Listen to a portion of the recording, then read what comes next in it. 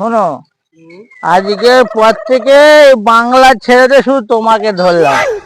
আর জীবনে কোনো মেয়ে মানুষ চোখ তুলে তাকাইনি আমি। শুধু শুধু আমি এই যুবসাথী মেয়ে পেয়ে বাস। আমার বাড়ি এই সামনে একেবারে 3 তলা, তুমি চিন্তার কোনো কারণ নেই। এই রাস্তা যাচ্ছে, এই একদম মেরে না তো এইসব বাড়ির কাজের লোকেরা সব ওরা ভয় পাবে। আর জীবনে এই জিনিস আমি হাতেই করব না, শুধুমাত্র তুমি আর আমি। বাড়ির সব কাজের লোকেরা কিছু বললে পারে, তুমি কিচ্ছু মনে করবে না, বুঝতে পেরেছো?